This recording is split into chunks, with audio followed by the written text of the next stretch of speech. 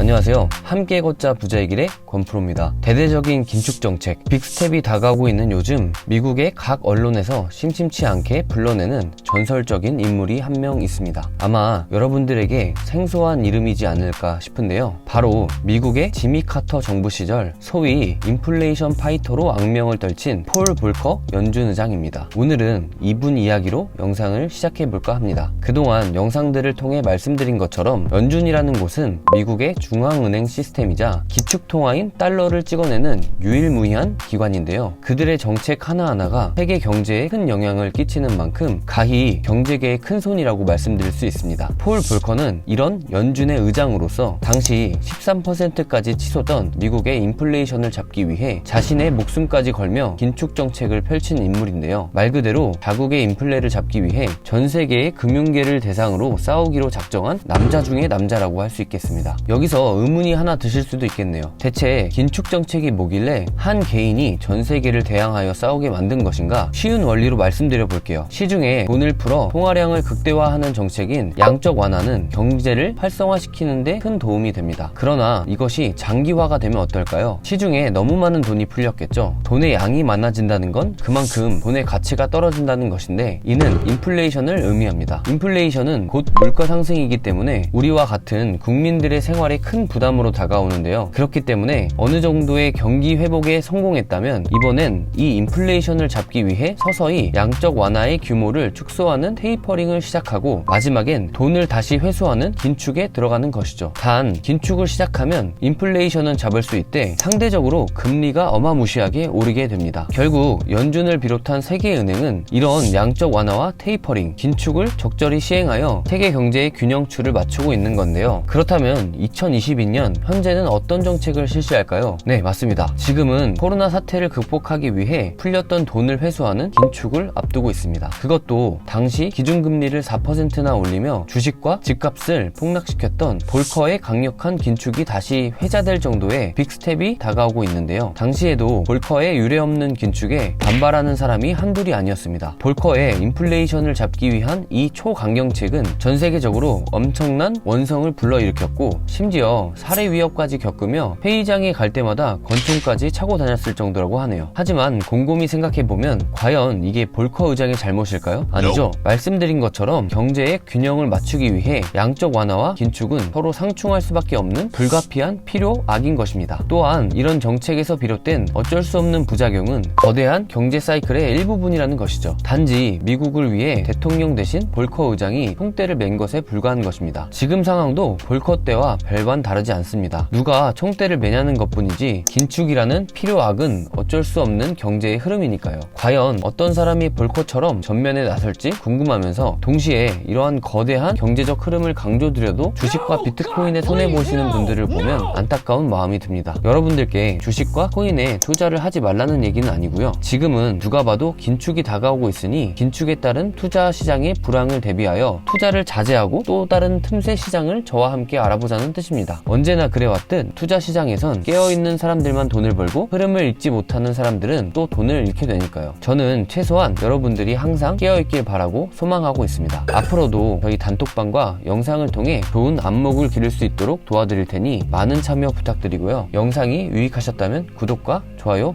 부탁드립니다. 다음 영상에선 더욱 유익한 정보로 찾아뵙겠습니다. 끝까지 시청해주셔서 감사합니다.